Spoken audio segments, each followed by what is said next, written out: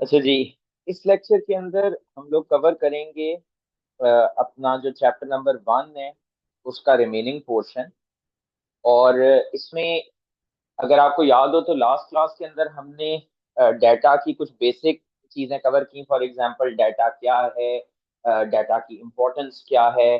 फिर हमने उसमें डिफरेंट टाइप्स ऑफ डाटा देखे कि दो प्राइमरी क्लासिफिकेशन है, क्वालिटेटिव क्वांटिटेटिव डाटा। फिर हमने क्वालिटेटिव डाटा को फर्दर ब्रेक किया into ordinal nominal data, quantitative data को फर्दर ब्रेक किया इनटू डिस्क्रीट कॉन्टिन्यूस डाटा, उसकी एग्जांपल्स वगैरह को एक्सप्लोर किया। और फिर उसके बाद हमने कैटेगराइजेशन की स्ट्रक्चर के हिसाब से कि डाटा किस फॉर्मेट में अवेलेबल है। तो अगर डाटा जो है वो बिल्कुल नीट एंड क्लीन किस्म के टेबल्स में अवेलेबल है, जैसे वो मैंने आपको एलएमएस से यूजर कंटेंट एक्टिविटी रिपोर्ट करके डाउनलोड करके दी थी, तो वो बेसिकली आपके पास रोज और कॉलम्स में जब डाटा अरेंज है तो वो क्या कहलाता है, वो कहलाता है आपका स्ट्रक्चर्ड डाटा। दूसरी कैटेगरी क्या आपकी सेमी स्ट्रक्चर्ड, वो सॉरी अनस्ट्रक्चर्ड डाटा की, जैसे व्हाट्सएप मैसेजेस वगैरह थे, फेसबुक वगैरह पे जो मैसेजेस थे। और मैंने जो अनस्ट्रक्चर्ड डाटा है उसके हवाले से ये भी बताया कि अनस्ट्रक्चर्ड डाटा होता बड़ा इंपॉर्टेंट है, लेकिन स्ट्रक्चर्ड डाटा की तरह उसके ऊपर एनालिसिस करना जरा मुश्किल होता है। लेकिन जिस तरह एआई टूल्स हैं लाइक नेचुरल लैंग्वेज प्रोसेसिंग और उसमें फिर सेंटिमेंट एनालिसिस, उसकी मैंने एक रियल वर्ल्ड एग्जांपल, अपनी एग्जांपल जो हमने एक C5 6 के लिए एडमिशन की पोस्ट लगाई तो उसके ऊपर जो ग्रुप के अंदर मैंने आपके साथ शेयर भी वो की है। तो वो एक आपको अच्छी पिक्चर मिल जाती है कि उसने कैसे से सारे जो अनस्ट्रक्चर्ड डाटा था उसको एनालाइज कर दिया। ठीक है, उसने सारे अनस्ट्रक्चर्ड डाटा को एनालाइज कर दिया। अच्छा, अब वो लाजमन मैं तमाम स्टूडेंट्स को रिकमेंड करूंगा कि वो वाली जो ये लिंक है, जो फेसबुक का लिंक मैंने शेयर किया, वो लाजमन देखें। तो उससे आपको एक लाइव डेमोन्स्ट्रेशन मिल जाएगी कि हंड्रेड्स ऑफ कमेंट्स थे और उसने बेसिकली मेटा एआई ने उसको नेचुरल लैंग्वेज प्रोसेसिंग के थ्रू सेंटिमेंट एनालिसिस करके दे दिया कि भाई किस तरह क्या क्या मैसेजेस हैं, किन के रिस्पॉन्सेज फेवरेबल हैं, किन के एडवर्स हैं, नेगेटिव हैं, और किन के न्यूट्रल रिस्पॉन्सेज है। वो तीन शाखों में बेसिकली कमेंट्स को बांट देते हैं। अच्छा, अब हम कवर करने लगे सेमी स्ट्रक्चर्ड डाटा। इसका जैसे कि नाम से ही पता लग रहा है, हमने हल्का सा इसको टच किया था, बट इसको आज कंप्लीट कर लेते हैं। सेमी स्ट्रक्चर्ड डाटा जैसे कि नाम से ही पता लग रहा है कि ये ना तो स्ट्रक्चर्ड है ना अनस्ट्रक्चर्ड है, मतलब it is somewhere in between. It is somewhere in between structured and unstructured data. आपको याद होगा जब मैं आपको एक्सप्लेन कर रहा था तो मैंने कहा कि ये आपका स्ट्रक्चर्ड डाटा है, ये आपका अनस्ट्रक्चर्ड डाटा है। ये आपका स्ट्रक्चर्ड डाटा है जो कि एक एक्सट्रीम है, कि डाटा जो है वो प्रॉपर रोज कॉलम्स के अंदर, मतलब नीटली डिफाइंड टेबल्स के अंदर आपके पास डाटा आ रहा है, नीटली डिफाइंड टेबल्स के अंदर आपके पास डाटा आ रहा है। जबकि जो आपका अनस्ट्रक्चर्ड डाटा है, अनस्ट्रक्चर्ड डाटा है, उसमें कोई प्रॉपर फॉर्मेट नहीं है।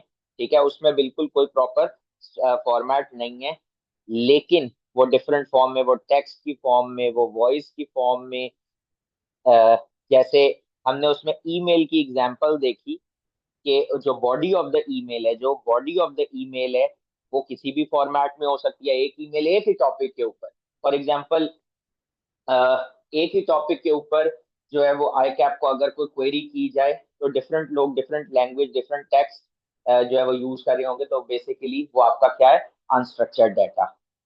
जो स्ट्रक्चर्ड डाटा है उसकी प्रोसेसिंग आसान है, अनस्ट्रक्चर्ड डाटा की प्रोसेसिंग मुश्किल होती थी, बट ओवर टाइम ये आसान होती जा रही है through tools like natural language processing, sentiment analysis. इनके दरमियान में जो चीज आती है दैट इज, के दरमियान में जो चीज आती है वो क्या है, वो है आपका सेमी स्ट्रक्चर्ड डाटा। मतलब इसमें ऐसा डाटा जिसमें स्ट्रक्चर्ड डाटा की खसूसियात भी मौजूद हैं और जिसमें अनस्ट्रक्चर्ड डाटा की खसूसियात भी मौजूद है। ठीक हो गई बात? अच्छा, ना तो ये पूरी तरह से स्ट्रक्चर्ड है, ना ही ये पूरी तरह से अनस्ट्रक्चर्ड है। ठीक है, सबसे पहली बात। अच्छा, अब थोड़ा बहुत स्ट्रक्चर्ड है भी और थोड़ा बहुत क्या है, अनस्ट्रक्चर्ड है। अब इसमें सेमी स्ट्रक्चर्ड डाटा के अंदर, सेमी स्ट्रक्चर्ड डाटा के अंदर जो आपके पास आपके स्टडी टेक्स्ट में तीन एग्जाम्पल्स हैं, तीन एग्जाम्पल्स हैं जिनको मैं यहाँ पर प्लॉट कर रहा हूँ। एक है जेसन, एक है एक्सएमएल, और एक है HTML। ये तीन एग्जाम्पल्स हैं, ये तीन एग्जाम्पल्स हैं आपके सेमी स्ट्रक्चर्ड डाटा की। ये क्या है? ये आपकी बेसिकली तीन एग्जाम्पल्स हैं सेमी स्ट्रक्चर्ड डाटा की। मतलब अगर आपसे पेपर में पूछ दिया जाए कि जी सेमी स्ट्रक्चर्ड डाटा की एग्जाम्पल्स बताएं, तो वो जेसन, XML, HTML होंगी। अब हम इस एक एक को समझते हैं कि ये है क्या बेसिकली। देखें, एक चीज तो आपने समझ ली ना कि सेमी स्ट्रक्चर्ड डाटा में कुछ पार्ट क्या होता है, स्ट्रक्चर्ड होता है। अब वो डाटा स्ट्रक्चर्ड कैसे होता है? क्या वो टेबल्स की फॉर्म में होता है? क्या वो रोज और कॉलम्स की फॉर्म में होता है? अगर इतना ही स्ट्रक्चर्ड होता तो फिर तो सेमी स्ट्रक्चर्ड कहते ही ना, फिर तो स्ट्रक्चर्ड कहते। तो रोज और कॉलम्स की फॉर्म में कोई नहीं होता डाटा, लेकिन फिर भी थोड़ा सा स्ट्रक्चर्ड किस तरह से होता है, उसके लिए टैग्स और मार्कर्स यूज किए जाते हैं। इस डाटा के अंदर टैग्स और मार्कर्स प्रेजेंट होती हैं। टैग क्या होता है? टैग को आप यूं समझ लें जैसे एक प्रोडक्ट के ऊपर प्राइस टैग लगा होता है। जैसे एक प्रोडक्ट के ऊपर प्राइस टैग लगा होता है या उसका कोड मेंशन होता है, जिससे वो प्रोडक्ट क्या हो जाती है, आइडेंटिफाई हो जाती है। अक्सर आप जूतों वालों के पास जाए ना, तो वो आपने अपने साइज, अपने नंबर का जूता निकलवाना, तो वो अपने साथी को बोलते हैं कि भाई ये इस कोड का, इस टैग का जूता दें। तो बेसिकली वो क्या है, आइडेंटिफिकेशन। तो ये जो टैग्स और मार्कर्स है ना, ये क्या करते हैं, ये बेसिकली क्या है, आइडेंटिफिकेशन मार्क्स हैं, जो कि किसी हद तक डाटा को क्या करते हैं, स्ट्रक्चर देते हैं। और इसी वजह से इस, ये जो टैग्स मार्कर्स हैं, इसकी वजह से इस डाटा को एनालाइज करना जरा आसान हो जाता है, जरा सहूलत हो जाती है। अब टैग क्या है, मार्कर क्या है, ऐसे समझ नहीं आएगा। हम जरा इसमें एग्जाम्पल्स देख लेते हैं। तो पहली एग्जाम्पल हमने अभी देखी, जो पहली एग्जाम्पल अभी हमने देखने लगे हैं, वो क्या है, जेसॉन। इसको बोलते हैं जेसन। जेसन इसकी बेसिकली प्रोनाउंसिएशन है, या इसको कन्वेंशनली बोला जाता है जेसन। और जेसन के अंदर basically Jason stands for JavaScript object notation. अच्छा, पहली चीज, अब यहाँ पर ये इतना हैवी वर्ड एक आ गया, तो यहाँ पे स्टूडेंट के माइंड में कंफ्यूजन आती है कि ये मैं किस तरीके से याद रखूंगा, क्या होगा। तो पहली चीज है, आपने इस एग्जाम्पल से पजल नहीं होना, क्योंकि ये इस टॉपिक का टेस्टिंग लेवल किस पे है, P1 T1, नॉलेज बेस्ड। तो हमने इसको कोई अनयूजुअली लॉन्ग डिटेल इसकी कवर नहीं करनी, क्योंकि वो टेस्ट ही नहीं इस तरीके से होना।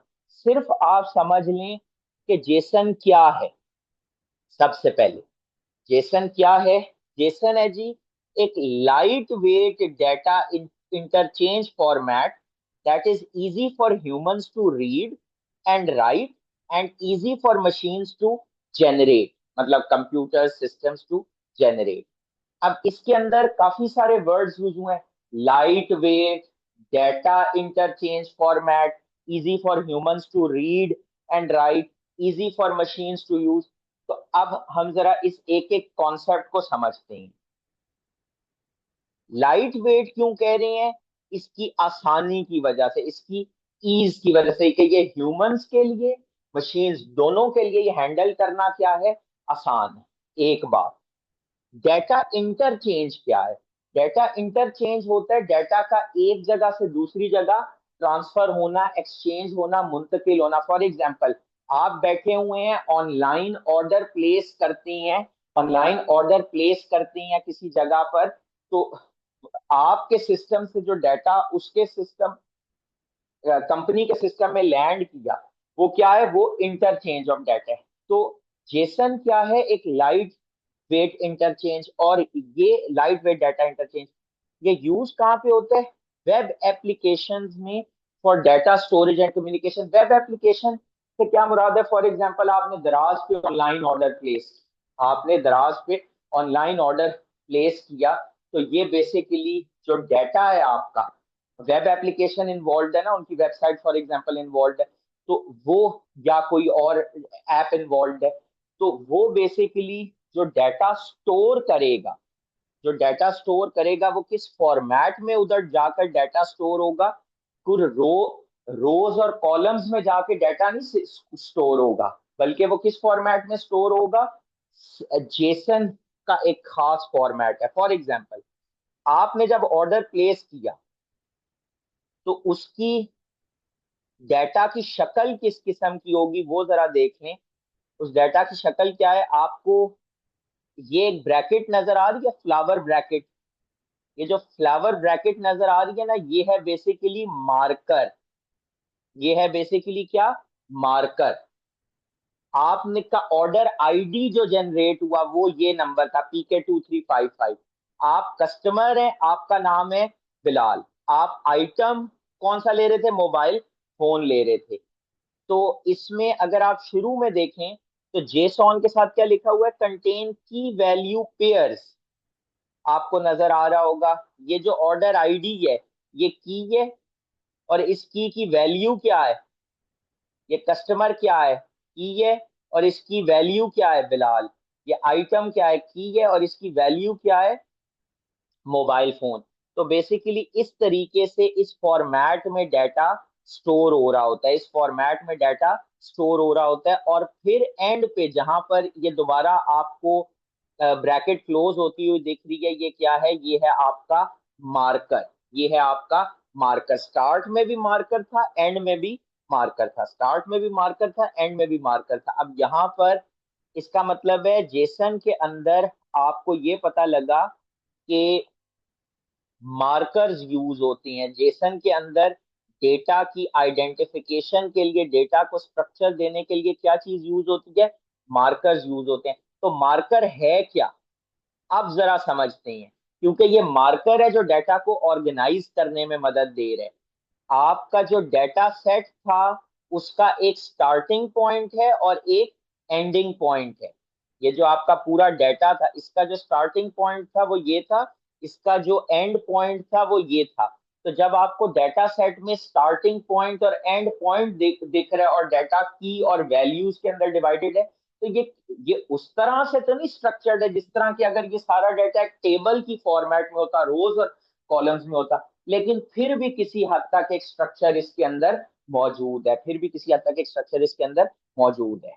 तो बेसिकली अगर जेसन की एग्जाम्पल हमने देखनी है, जेसन के कॉन्सेप्ट को समझना है, तो क्या है कि ये आमतौर पर वेब एप्लीकेशंस में डाटा स्टोरेज के लिए यूज होता है। फॉर एग्जांपल, जब ऑनलाइन ऑर्डर किया जा रहा है तो डाटा इस फॉर्मेट में स्टोर हो रहा होता है, और एक स्ट्रक्चर उसके अंदर किस तरह से आता है, मार्कर्स के थ्रू। मतलब स्टार्टिंग पॉइंट और and point of the data जो है वो डिफाइंड होता है, और की और वैल्यू के थ्रू ये आइडेंटिफाई हो रहा होता है।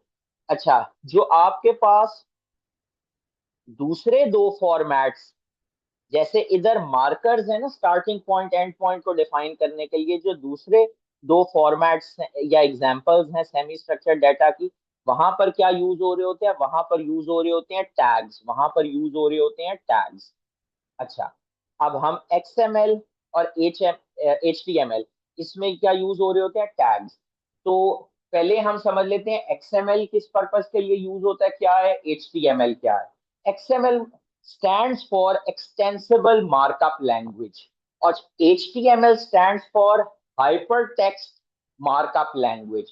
तो XML और HTML में जो चीज कॉमन है वो क्या है, मार्कअप लैंग्वेज। जो वर्ड कॉमन है इसके अंदर वो क्या है, वो है मार्कअप लैंग्वेज। अब XML जो है वो भी क्या है, एक मार्कअप लैंग्वेज है, जिसके अंदर डाटा को जो स्ट्रक्चर देना होता है उसके लिए क्या यूज होते हैं, जिसके अंदर डाटा को जो स्ट्रक्चर देना होता है, जिसके अंदर डाटा को जो स्ट्रक्चर देना होता है उसके लिए यूज होते हैं टैग्स। उसके लिए क्या यूज होते हैं, उसके लिए यूज होते हैं टैग्स। अब पहली तो बात है, टैग है क्या, ठीक है ना। टैग क्या है, टैग बेसिकली डेटा एलिमेंट्स की लेबलिंग के लिए यूज होता है। अभी आपको थोड़ी सी देर में समझ में आ जाएगा कि टैग एग्जैक्टली क्या है, ठीक है। लेकिन एक चीज पता है कि टैग के थ्रू डाटा को क्या मिलता है, एक स्ट्रक्चर मिलता है। उतना नीट एंड क्लीन स्ट्रक्चर तो नहीं जितना कि टेबल्स में होता है, रोज और कॉलम्स की फॉर्मेट में अगर डाटा अरेंज हो, उतना नीट एंड क्लीन तो नहीं, लेकिन फिर भी किसी हद तक एक स्ट्रक्चर मिल जाता है। और ये जो XML है ये HTML से वो जो सॉरी ये जो जे जेसन है इससे मिलती जुलती ही चीज है, लेकिन इसमें क्या है, इसमें एक एलिमेंट ऑफ फ्लेक्सिबिलिटी ज्यादा है। ये हायरार्किकल डाटा जो है वो स्टोर करता है। हायरार्की, आपने जो आपका आईटी I2B का जो पेपर है उसके अंदर हायरार्कीज और ऑर्गेनाइजेशनल स्ट्रक्चर पढ़ा होगा कि एक कंपनी है, फॉर एग्जांपल फौजी फर्टिलाइजर कंपनी है, तो उसमें एक प्रोडक्शन डिपार्टमेंट है, एक सेल्स डिपार्टमेंट है, एक रिसर्च डिपार्टमेंट है, फिर प्रोडक्शन डिपार्टमेंट के अंदर कुछ लोग हैं, फिर सेल्स डिपार्टमेंट के अंदर कुछ लोग हैं। ये जो मैंने आपको डायग्राम बना के दी है ये बेसिकली क्या है, ये एग्जांपल है हायरार्की की। और फिर हायरार हायरार्किकल डाटा और इंफॉर्मेशन उसमें नेस्टेड इंफॉर्मेशन होती है। नेस्टेड इंफॉर्मेशन का मतलब है डाटा इनसाइड डाटा। क्या है, data inside data. For example कि यहाँ पर आपके प्रोडक्शन डिपार्टमेंट में फॉर एग्जांपल एम्प्लॉय 1 है, एम्प्लॉय 2 है, एम्प्लॉय 1 के फर्दर डिटेल्स, एम्प्लॉय 1 की डेट ऑफ बर्थ, एम्प्लॉय 1 की एज, एम्प्लॉय 1 की डेट ऑफ ज्वाइनिंग, एम्प्लॉय 1 की सैलरी, इस तरह की। ये क्या है, ये जो इंफॉर्मेशन है इसको एज अ हो इसको क्या बोलते हैं, इसको बोलते हैं हायरार्कियल डाटा। और इसके अंदर ये वाली जो इंफॉर्मेशन है अबाउट द एम्प्लॉय, मतलब डाटा इनसाइड डाटा, ये बेसिकली क्या कहलाती है, ये कहलाती है आपकी नेस्टेड इंफॉर्मेशन। ये कहलाती है आपकी नेस्टेड इंफॉर्मेशन। तो बेसिकली XML जो है वो इन पर्पजेस के लिए, मतलब जहां पर हायरार्कियल डाटा हो तो उस पर्पज के लिए आपका काफी फ्रीक्वेंटली यूज हो सकता है। अब XML स्ट्रक्चर के अंदर बेसिकली क्या है, मिसाल के तौर पे ये जो एग्जांपल है ईमेल की, आपकी जो ईमेल की एग्जांपल है, अगर हम इस ईमेल की एग्जांपल को देखें तो ये email from to data subject date subject, ये तमाम चीजें जो हैं वो फिर भी टेबल रोज कॉलम्स में नहीं है, लेकिन फिर भी ये एक स्ट्रक्चर मौजूद है। लेकिन जो बॉडी ऑफ द ईमेल है, अब अगर आप बॉडी ऑफ द ईमेल देखें तो उसके अंदर इमेज भी नजर आ रहा है, उस बॉडी ऑफ द ईमेल के अंदर टेक्स्ट भी आ रहा है। तो वो एलिमेंट्स जो है इसको क्या करते हैं, अनस्ट्रक्चर्ड बनाते हैं। वो एलिमेंट्स इसको अनस्ट्रक्चर्ड बनाते हैं। तो ये जो आपकी ईमेल्स वगैरह होती हैं, ये जो आपकी ईमेल्स वगैरह होती हैं बेसिकली आपकी XML फॉर्मेट में होती हैं, जिसमें जिसमें जो ये वाली फील्ड्स हैं वो बेसिकली स्ट्रक्चर्ड होती हैं, लेकिन जो बॉडी ऑफ द टेक्स्ट है वो अनस्ट्रक्चर्ड है। मुझे एक चीज बताएं, ये ईमेल तो हमने as an example of unstructured data भी पढ़ी थी, और अब हम इसको पढ़ रहे हैं as an example of semi structured data. तो ये क्यों है, वो एक्सप्लेन कर सकते हैं? हमने इसको दोनों में क्यों पढ़ा, ये चैट बॉक्स में बता दें या माइक अनम्यूट कर, हैंड रेस कर लें, मैं माइक अनम्यूट कर देता हूँ जल्दी जल्दी।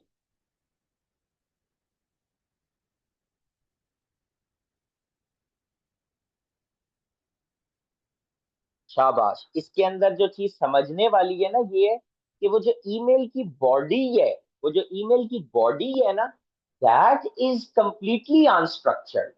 तो हमने वहां पर जो एग्जांपल पढ़ी थी ना, वहां पर हमने बॉडी ऑफ द ईमेल को अनस्ट्रक्चर्ड डाटा की एग्जांपल में अकाउंट किया। लेकिन जब मैं पूरी ईमेल को देखता हूँ फ्रॉम स्टार्ट टू एंड, तो उसका कुछ पार्ट स्ट्रक्चर्ड है और कुछ पार्ट क्या है, अनस्ट्रक्चर्ड है। उसका कुछ पार्ट स्ट्रक्चर्ड है और कुछ पार्ट अनस्ट्रक्चर्ड है। अच्छा, इसके अंदर वो जो टैग्स, हमने एक वर्ड सीखा था ना कि जी टैग्स यूज होते हैं।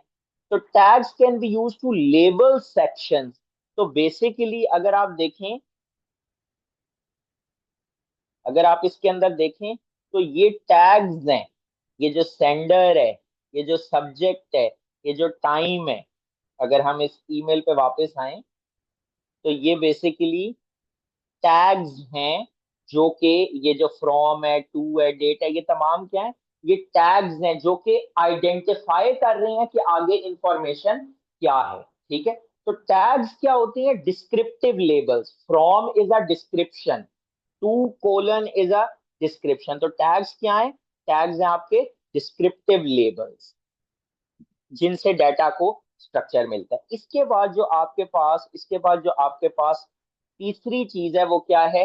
HTML, hyper text markup language. इससे पहले हमने क्या पढ़ी थी? एक्सटेंसिबल मार्कअप लैंग्वेज, जो कि ईमेल्स वगैरह में यूज होती है, और हाइपर टेक्स्ट मार्कअप लैंग्वेज मतलब HTML। XML में भी टैग्स यूज होते हैं, और HTML में भी क्या यूज होते हैं? टैग्स यूज होते हैं डाटा को डिफाइन करने के लिए। फॉर एग्जाम्पल आपने वेब पेज बनाना हो, तो वेब पेज के अंदर अगर आप देखें तो एक वाइड वैरायटी की इंफॉर्मेशन होती है। टेक्स्ट भी होता है, इमेजेस भी होते हैं, वीडियोस भी होते हैं। तो बेसिकली बैक एंड के ऊपर हाइपर टेक्स्ट मार्कअप लैंग्वेज है, जो कि यूज होती है to be displayed in a web browser. तो आप बेसिकली उसके अंदर किस तरह के टैग्स यूज कर रहे होते हैं कि फॉर एग्जांपल आप एक हेडिंग यूज कर रहे होंगे। फॉर एग्जांपल आप H1, अब ये जो H1 है ना, ये बेसिकली एक हेडिंग है। For example mission statement, company का मिशन स्टेटमेंट है, तो वो एक हेडिंग है। तो जो बैक एंड पर HTML है उसके अंदर इसको बेसिकली ये क्या चीज है? ये आपका टैग है। ये उसके अंदर फिर मिशन स्टेटमेंट के नीचे एक पैराग्राफ लिखा हुआ है। तो वो बैक एंड के ऊपर जो लैंग्वेज है उसमें किस तरह दिख रहा होगा? एज ये आपका एक दूसरा टैग है। तो आप बेसिकली इन टैग्स को फिल करते जाते हैं। तो एंड यूजर को जब हम website, for example I cap की वेबसाइट पे अगर आप जाएं तो मिशन स्टेटमेंट, विजन स्टेटमेंट होगी। बैक एंड पे जो वेब डेवलपर होगा उसने क्या लैंग्वेज यूज की होगी, ये बेसिकली ये बता रहे हैं। अब आपको इसमें से इंपॉर्टेंट चीज ये है, जो सबसे इंपॉर्टेंट चीज मेरे पॉइंट ऑफ व्यू से जो आपको पता होनी चाहिए वो क्या है? हमने तो ये इतनी सारी कॉम्प्लेक्सिटी कवर कर ली, बट मोटी बात आपको ये पता होनी चाहिए कि भाई सेमी स्ट्रक्चर्ड डाटा जो है वो स्ट्रक्चर्ड और अनस्ट्रक्चर्ड के दरमियान में लाया करता है। इसमें कुछ डिग्री का स्ट्रक्चर मौजूद है, लेकिन कुछ पार्ट जो है वो इसका अनस्ट्रक्चर्ड है, पहली बात। दूसरी चीज जो आपको माइंड में रखनी है कि इसमें स्ट्रक्चर आता कहाँ से है, क्योंकि ये उतना स्ट्रक्चर्ड तो नहीं है जिस तरह के स्ट्रक्चर डाटा होता है रोज कॉलम्स में अरेंज हुआ हुआ, बल्कि इसमें उस लेवल का स्ट्रक्चर तो एग्जिस्ट नहीं करता, लेकिन एक माइल्ड लेवल का स्ट्रक्चर एग्जिस्ट करता है इन द फॉर्म ऑफ, किस फॉर्म के अंदर? कैसे स्ट्रक्चर लाया जाता है? टैग्स और मार्कर्स के इस्तेमाल में। फिर आपको क्या चीज पता होनी चाहिए कि सेमी स्ट्रक्चर्ड डाटा की तीन मेन टाइप्स हैं। सेमी स्ट्रक्चर्ड डाटा की तीन मेन एग्जांपल्स हैं बेसिकली। पहली जेसन, दूसरा XML, तीसरा HTML। XML web applications data storage के लिए यूज करती हैं। इतना पता होना चाहिए कि ये एक light weight data interchange format है। ये light weight data interchange format है जिसके अंदर क्या यूज हो रहे होते हैं? मार्कर्स यूज हो रहे होते हैं, की वैल्यू पेयर्स का आपको पता होना चाहिए कि वो इस तरह से को बना के MCQ के अंदर दे दे, तो वो आपसे आइडेंटिफाई करवा ले कि इसमें से की क्या है। फॉर एग्जांपल ऑर्डर आईडी की है, वैल्यू है, या वो दो और चीजें साथ मेंशन कर दे। और XML ईमेल्स वगैरह के लिए की एग्जांपल आपको माइंड में होनी चाहिए, और HTML में आपके माइंड में वेबसाइट की एग्जांपल होनी चाहिए। और दोनों के अंदर कॉमनैलिटी क्या है कि दोनों जो है वो मार्कर्स का यूज करते हैं। ठीक है, सॉरी, दोनों जो है वो टैग्स का यूज करते हैं। तो ये एक मोटी इंफॉर्मेशन है जो कि आपके लिए फ्रॉम एग्जामिनेशन पर्सपेक्टिव इंपॉर्टेंट। अच्छा, इसके बाद आपके पास आ जाता है सोर्सेज ऑफ डाटा। इस जो नेक्स्ट एरिया है हमारे सिलेबस का, जो नेक्स्ट पोर्शन है, that is basically sources of data. हमने इसमें क्या क्या चीजें कवर कर ली? अगर कोई चीज देख लें, इंट्रोडक्शन हमने कवर कर लिया, हमने टाइप्स ऑफ डाटा कवर कर लिया, उसके बाद हमने कैटेगरीज ऑफ डाटा कवर कर लिया। अब हमारे पास इसमें जो एरिया रह गया that is sources of data. Sources of data को जब हम देखते हैं तो डाटा की जो सोर्सेज हैं, क्लासिफिकेशन कि कहाँ कहाँ से डाटा हासिल हो सकता है, तो उसमें इंटरनल सोर्सेज हो सकती हैं, एक्सटर्नल सोर्सेज हो सकती हैं, प्राइमरी और सेकेंडरी। तो बेसिकली चार main sources of data exist करते हैं, internal, external, primary, secondary. Internal source क्या है? जो एक कंपनी स्पेसिफिक,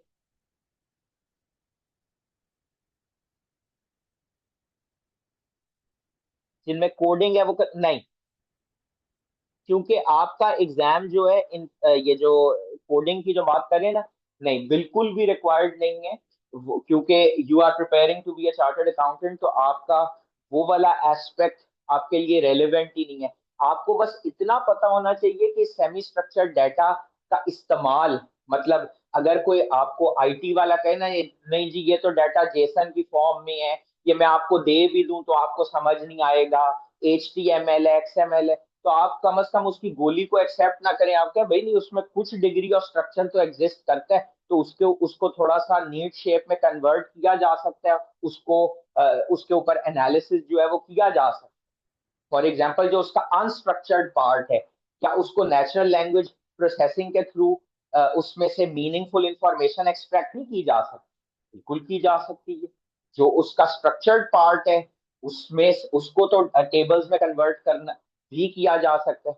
तो ये बेसिक पर्पस ये है। आइडिया इज नॉट, जिस तरह मैंने पहले ओरिएंटेशन सेशन में कहा था कि आइडिया इज नॉट कि आप कोडिंग या वो चीजें सीखें, that is beyond the scope of this syllabus. अच्छा जी, अब बेसिकली हमारे पास जो सोर्स ऑफ डाटा है उसमें पहली सोर्स इंटरनल। इंटरनल मतलब ऑर्गेनाइजेशन के अंदर ही वो डाटा मौजूद है। फॉर एग्जांपल कंपनी के अपने HR records.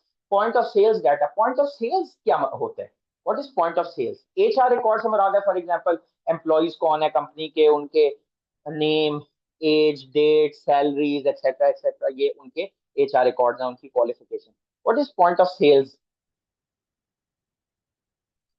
Point of sales data basically अक्सर आप अगर रिटेल आउटलेट्स के ऊपर जाएं, फॉर एग्जांपल आपको कपड़े खरीदने गए हैं, तो वो आपके सामने एक मशीन करता है जिसके अंदर फॉर एग्जांपल आप अपना क्रेडिट कार्ड एंटर करें और वहां से आपकी बेसिकली वो पेमेंट आप करें। That is basically the point of sale या point of sales data. In other words क्या हो सकता है?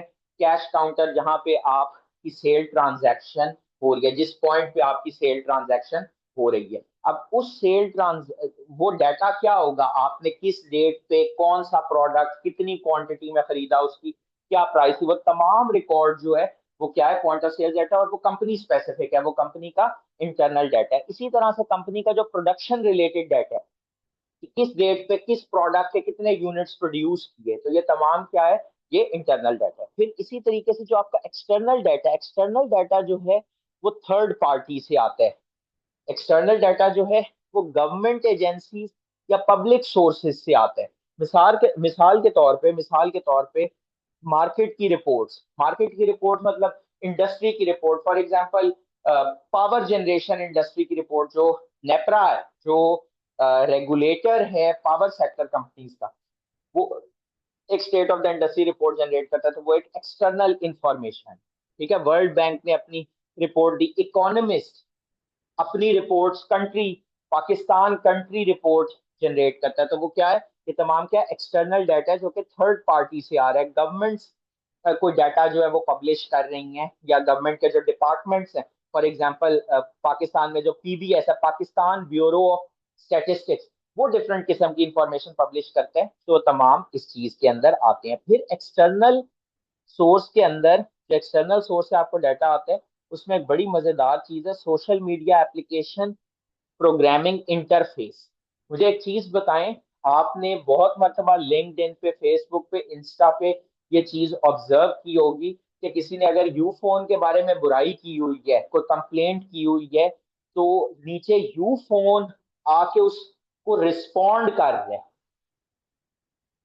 वो कैसे होता है? क्या मैन्युअली यू फोन जो है वो उस चीज को देख रहा होता है, या उनके रिप्रेजेंटेटिव जो है उसको मॉनिटर कर रहे होते हैं? नहीं, बल्कि इन तमाम ये जो सोशल मीडिया एप्स हैं, इनके अंदर क्या चीज है? एक एप्लीकेशन प्रोग्रामिंग इंटरफेस मौजूद है। Social media application programming interface. Application programming interface को कहते हैं API। और ये बेसिकली क्या करता है? ये आपको ऑटोमेटिकली, समझे, कंप्यूटर या ऑटोमेटेड तरीके से वो आपको तमाम इंफॉर्मेशन जो डिफरेंट जगह पे, फॉर एग्जांपल आपके बारे में बुराई की गई है, या तारीफ की गई है, वो उस सारे को आपको कलेक्ट करके दे देते हैं। वो आपको तमाम को कलेक्ट करके दे देता है। एग्जाम्पल क्या है, कंपनी जो है वो ट्विटर का एपीआई यूज कर सकती है अपने ब्रांड मेंशन जहां पर आप टैग हुए भी हैं, क्योंकि मैनुअली सर्च करना तो पॉसिबल नहीं है। तो इसको क्या कहते हैं, social media application programming interface. ठीक है।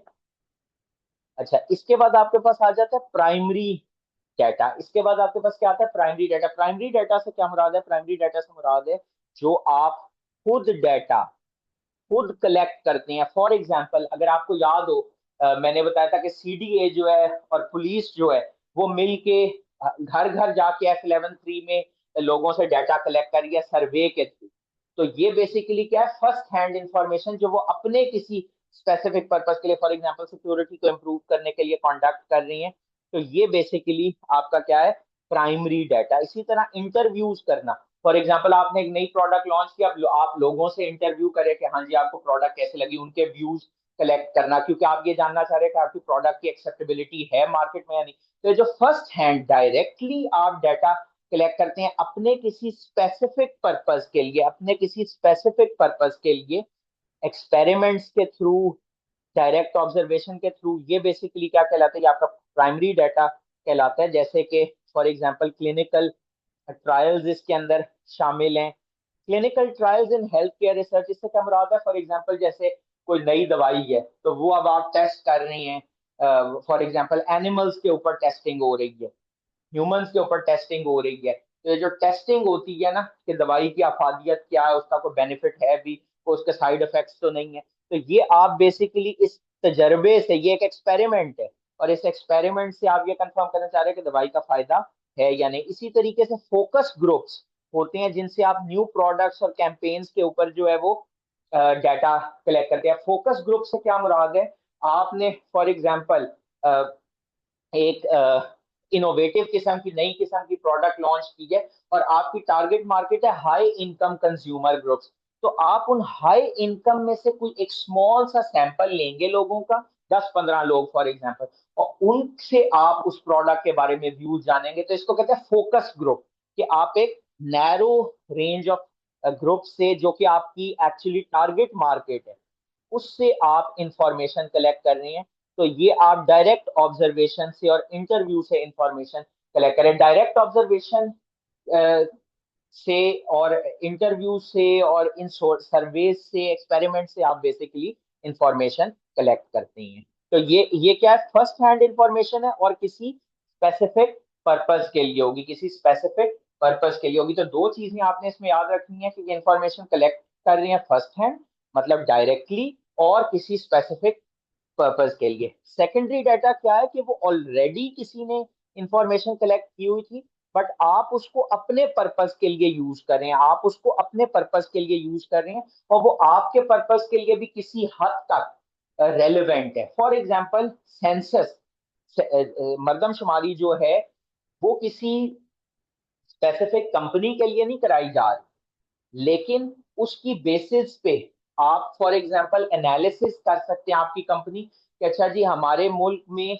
यंग जनरेशन इतनी है, तो फॉर एग्जांपल स्कूल्स और बनाने चाहिए, फॉर एग्जांपल कि किस इंडस्ट्री में फॉर एग्जांपल एंटर करना चाहिए। तो आप बेसिकली वहां से अपना एक इंफॉर्मेशन डिराइव करें, हालांकि सेंसस का प्राइमरी पर्पज ये नहीं था। इसी तरह से इंडस्ट्री रिपोर्ट्स, टेलीकम्युनिकेशन इंडस्ट्री की रिपोर्ट होगी, ऑयल एंड गैस इंडस्ट्री की रिपोर्ट होगी, उसमें जनरल इंडस्ट्री के बारे में इंफॉर्मेशन अवेलेबल है, उसमें जनरल इंडस्ट्री के बारे में इंफॉर्मेशन अवेलेबल है। जैसे आई कैप की वेबसाइट पे अगर आप जाए ना, तो different industry, pharmaceutical industry, power sector और एक दो टेक्सटाइल भी, आई थिंक इन दो चार इंडस्ट्रीज के ऊपर ना इंडस्ट्री रिपोर्ट्स बेसिकली अवेलेबल है। तो वो ओवरऑल एक गाइडेंस देती हैं अबाउट द इंडस्ट्री, तो वो आप यूज कर सकते हैं। फिर आईएमएफ की financial stability report different countries के हवाले से, वो एक क्या है, सेकेंडरी इंफॉर्मेशन है, जिनके पर्पजेज, जिनका मेन पर्पस आपकी कंपनी के लिए वो इंफॉर्मेशन ही कलेक्ट की गई।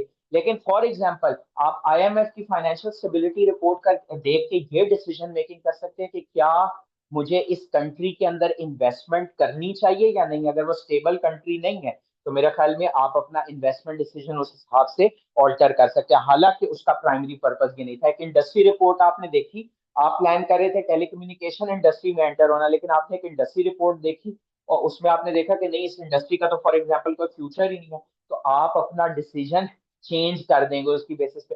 हालांकि उस इंडस्ट्री रिपोर्ट का प्राइमरी पर्पस आपको ये बताना, आपकी डिसीजन मेकिंग के लिए वो रिपोर्ट प्रिपेयर नहीं की गई। यहां तक कोई कंफ्यूजन, कोई क्वेश्चन?